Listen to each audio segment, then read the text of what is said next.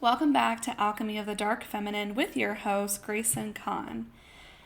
A few days ago, I posted a TikTok introducing the term emotional shapeshifting, and I wasn't expecting the response that it received. It literally went viral the second I went to bed, which was insane. I love waking up and that happens. I'm like, yes, something landed successfully. Perfect. I also love giving language to experiences, especially emotional ones that people move through in their day-to-day life and have no idea what it's called, what's going on, what dynamics are playing out, who they're interacting with. I really love truth telling. I love the truth telling and I love giving language to what's happening. So anyway, thousands of people watched it, and the biggest question I kept seeing was, what does emotional shapeshifting actually mean? So today I want to go deeper, because once you see this pattern, you can't unsee it. You will start recognizing it in your conversations, in your day-to-day life, your relationships, your family dynamics, at your job, when you're out and about running errands. And also even in the way you make decisions as well. And my hope is that by the end of this episode, you'll have language for something that your nervous system may have been doing for years. Sorry about that, everybody. My maintenance guy knocked at my door. Okay. My hope for you is that by the end of this episode, you're going to have the language for something that your nervous system may have been doing for years. Okay, so let's deep dive into what is emotional shapeshifting in the first place. Emotional shapeshifting is when your nervous system is unconsciously changing your emotional expression, energy, or even personality in order to maintain connection, reduce conflict, or even feel safe. Okay? This isn't something that you consciously decide to do, it's an adaptation. So many people learn very early in life that being fully themselves wasn't always the safest option. Maybe love for you felt unpredictable. Maybe approval had to be earned.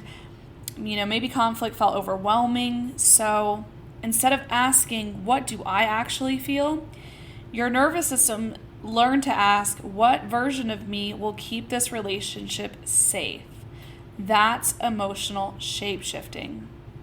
Okay? I'm going to repeat that. Your nervous system learned to ask, what version of me will keep this relationship safe? Okay? So what does this actually look like? I want to make this more grounded and practical. So imagine that you're excited to share good news. Maybe it's with a friend, maybe it's with somebody you're in a relationship with, okay? Maybe it's a coworker. You start talking and then you notice the other person's face change. Without even realizing it, your excitement gets smaller, your voice becomes quieter, you downplay your joy, not because you wanted to, but because your nervous system detected that your full expression might not be fully welcomed. And maybe someone gets irritated. Within seconds, you're apologizing, even though you haven't done anything wrong. You're trying to regulate their emotions before you even checked in with your own. Or, let's talk about this in a group setting. Maybe you're with one group of people and you're incredibly outgoing. Then you walk into another room and become almost invisible. It's not because you're fake. It's because your nervous system has become incredibly skilled at adapting to different emotional environments. And many people don't realize that they're doing this because it's something that's become automatic for them. Okay?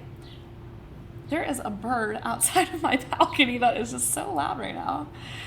Okay, anyways. I feel like that's Mother Gaia being like, yes, listen, take notes. Okay. The hidden cost of this. We need to talk about what the hidden cost is. So, the problem is not that you're adaptable, because adaptability is beautiful, right? Adaptability helped you survive and navigate those unsafe relationships throughout your entire life and throughout your upbringing, okay? The problem is when adaptability becomes self-abandonment. When you spend years emotionally adjusting to everyone around you, something subtle begins to happen. You stop knowing what's actually yours, you question your intuition, you second guess your decisions, You become exhausted after social interactions because you've been monitoring everyone else's emotional state instead of inhabiting your own. And over time, this can create anxiety, resentment, identity confusion, and we're going to touch on that as well. And this feeling that you're performing your life instead of actually living it. Okay? That TikTok video that I made a couple of days ago, I was basically talking about how this lady wanted me to borrow an identity, right? She wanted me to outsource my identity. She wanted me to shift my sense of orientation outside of myself through her and through emotionally performing for her to mitigate and help her regulate her discomfort, right? Instead of me just naturally honoring myself emotionally and choosing to remain internally oriented and remaining to stay at my internal reference point as we're navigating the conversation and dynamic, right? Anyway, that is what toxic, abusive, dysregulated people will expect you to do, is expect you to borrow an identity instead of having your own, right? They don't want you to be emotionally authentic. They don't want you to have that emotional freedom if it makes them feel some kind of way, right? Because they don't have an internal sense of stability or safety. So they need to regulate themselves through you, and they're basically going, hey, you need to abandon yourself emotionally because I don't feel safe when you're emotionally honest. I don't feel safe when you're emotionally authentic. It triggers something in me that I need to heal, but I don't want to confront. So I'm going to try to make you emotionally shapeshift yourself out of neutrality and make you emotionally perform for me and make you shift into an emotional state that doesn't feel authentic, natural, and true for you because, right, I'm over here, I'm dysregulated, and I'm the unhealthy one. Okay, you don't have to play into those power dynamics. Fuck that, right? Screw that. You don't have to play into that. Whether you're at work, in a relationship, wherever. No, you don't have to play those games, okay? Anyways, I just had to talk about that for a second. So, what becomes possible? Let's deep dive into this. What becomes possible when you stop emotionally shapeshifting yourself? What happens when you stop emotionally performing for other people like a monkey in a circus, okay? Imagine walking into a room without immediately scanning everyone else's mood. I want you to breathe for a second into your body and feel how that feels. Okay, not just conceptualize this or, understand this intellectually. I want you to feel what that would actually feel like. Even if you've never had the experience, just tap into the frequency of what that would feel like for you. Ready? Just breathe through your nose and out. You're not scanning anyone else's mood. Maybe you start to feel anxious or unsafe in your body, right? Because your nervous system has been programmed to scan for everyone's moods. Otherwise, you're in danger, right? But I'm here to tell you, you're not in danger anymore. You're not in those dangerous environments as a child like you used to be in order to survive, in order to have food put on your table, in order to have shelter to sleep under, in order to have access to clean running water. Okay, you're no longer in those dangerous environments, okay? So let your nervous system feel that, hear that, breathe through that, and really feel into, wow, I don't have to immediately scan everyone else's mood because I'm safe. I have internal safety already inside of me. I don't need to outsource who I am through other people or external references. I don't need to do that. I know who I am. I know what qualities I embody. And no one has the control or the say-so to make me emotionally shapeshift or perform for them or outsource my identity through them or for them. Period. Full freaking stop. Okay? Imagine letting yourself stay excited without shrinking because someone else isn't. Oh my God, I really realized this. This was several years ago.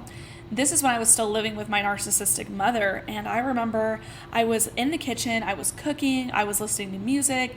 I was just really enjoying myself. I was in the flow. I was just super high vibes, right?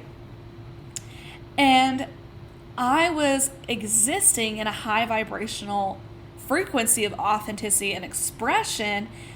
And here she comes, right? She had just gotten off work.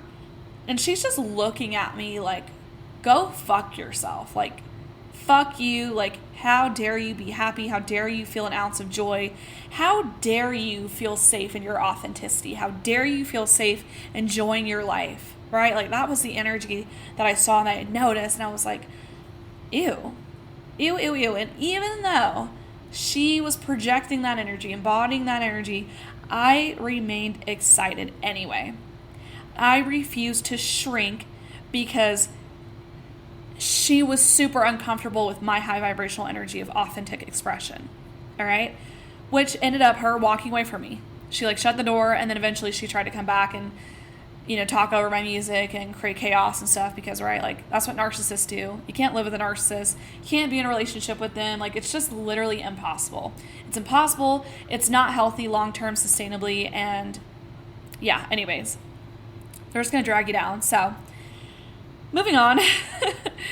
This is a big one. Imagine disagreeing with someone without feeling like the relationship is in danger. Oh my God. I actually just did work on this today. I just did some hypnosis work on releasing my nervous system perceiving disagreement as danger. One of my videos that like was going viral, it only hit 7,000 views, so it's not like closer to the millions like a couple other my videos did. But anyway, so interesting. I was feeling so anxious in my body, and I was like, why am I feeling anxious? Like, I'm so passionate about helping people, shift into healthier patterns, shift out of that survival stuff, out of their nervous system. Like, where is this coming from, right? I'm like, I don't give a fuck about a troll or a hater, because they really are just the ones that are more obsessed with, they're literally more obsessed with me than the people that actually love me and, purchase my digital products, attend my seminars. Like, they actually love me the most. And so they just don't trigger me. Like, I'm just like, yeah, okay. Like, and you're still here and you're still giving me your energy, which is getting alchemized for my highest good and the highest good of all. So thank you for the free energy. It's like giving me free money. So I love it. I fucking love it. But anyways, yeah, I tapped in, I tuned in, and I was like, oh my gosh, my nervous system is perceiving the disagreement that's underneath my post as danger. When really, I would say the majority of people were struggling with clarity, versus like one person who is just super like trying to like publicly hate, but they're secretly obsessed with me, right? You know what I'm saying? So anyway, yeah, clocked him. And let's see what else. Okay. The last example I want to mention is imagine making decisions based on what actually feels true to you instead of what keeps everyone else comfortable. Ooh. I kind of want to repeat that one more time. Imagine making decisions based on what actually feels true to you instead of what keeps everyone else comfortable. Okay? Oh my gosh, there's like so many noises going off right now. I'm like so over it. Yeah, that one's deep. That one's going to make you realize like, wow, am I actually just like living my life because this is what I genuinely want to do and the choices that I genuinely authentically want to make? And, are these habits mine? Are these learned? Right? Like, it just makes you realize, am I actually just existing to perform for others? Or am I living truly for myself? You're allowed to be high vibrationally selfish, 100,000%. And I'm going to be so honest with y'all. I do not know where that comes from, what kind of trauma gets embedded in the nervous system and in the body where people feel totally so unsafe of actually authentically living for themselves and doing what they love to do, what lights them up, instead of like that appeasement, that people pleasing, and doing a life that somebody else told them to live. I saw this girl when I was in university, and I was attending university. I was double majoring in chemistry and biology. Like, I was obsessed with science. I was so good at it. I actually tutored chemistry for a few years. And anyway, I remember this girl that I went to high school with, and, she was at the same college as me, and I was like, I just observed her whole, like, life journey, and she was going to school, choosing a career that her family wanted her to do. Like, none of that was her idea. It was like everything, her family was just trying to like put her in certain positions in a certain place and say, this is your place. This is the career that you're going to spend the rest of your lifetime doing. And that's all you're allowed to choose for yourself, right? And here I was a science major and I was bartending full time and, performing really well academically in school. And I was like, I don't want to be a doctor. I don't want to pursue veterinary school anymore because number one, it's too expensive. And number two, I just could not bring myself to dealing with people who would just neglect their pets on a day-to-day basis. Like, I could not have that as my reality because honestly, it was like a direct mirror of like my own upbringing and my own childhood of being severely neglected and severely abused. And so I was like, no, don't want to do that. Don't want to be a part of that. What do I want to create for my life instead? And so I just decided to move to Utah all the way from South Carolina, drove across the country in like 2 days with my cats, packed up everything in my car, decided to start a new life in my early 20s. And I've learned so much about myself. I've opened up different parts of myself that I pushed away or, hid away or suppressed that I wouldn't feel safe expressing if I was still living in my hometown on the East Coast, And yeah, I just feel like I've been able to flourish so much more and help so much more people and grow and evolve, and all my psychic stuff literally started finding me and coming back to me that was suppressed in childhood because of the amount of abuse that I endured. Anyway, and so with all my gifts opening up, and I've done healing for the past, 6 years now, it's just been so incredible. It's been so incredible, where I've been and the places I've traveled to and just where I'm at now. And so anyway, I can't wait to leave. My next bigger goal is to leave the U.S. And yeah, I haven't fully made a decision on where I want to go yet, but that'll be my next chapter, my next journey. And I just can't wait for all of y'all to go with me because a lot of you listen to me outside of the U.S. So yeah, anyways. Okay. So yeah, just reiterating back to that, choosing yourself and living life for yourself, that isn't becoming selfish in a low vibrational way. It's becoming something I call self-referential. It's learning that your nervous system doesn't have to constantly outsource safety to everybody around you. You can begin creating that safety within yourself. Okay? And so when that happens, relationships become more authentic, more freeing, more safe. You feel safer in vulnerability because there's that safety in expression and authenticity and emotional freedom. And it's just so good. It's an amazing feeling, an amazing, amazing feeling. Okay? And it's because people are finally relating to the real you, not the version of you that was built to survive. Okay? All right, guys, if this episode resonated with you, I want you to know that awareness is only the first step. And understanding this pattern intellectually doesn't automatically change the pattern in your body, which is exactly why I've created my upcoming live nervous system activation, the self-referential switch. Okay? Together, we're going to explore what it actually feels like to stop emotionally performing for connection and begin becoming your own internal reference point. So, if that speaks to you, make sure you're following me on TikTok. My tag is @ADreamyAlchemist. It is linked in the show notes below. Just click on the bolded TikTok lettering, you'll see it. It'll take you straight there. And make sure to subscribe to this podcast because I'll be sharing all the launch details there first as well. Okay? Thank you so much for listening, and until next time, remember, healing isn't about becoming somebody new, it's about giving yourself permission to stop becoming everyone else. I love you guys so much, and I'll see y'all in the next episode in my live activation seminar when I see you. Bye for now.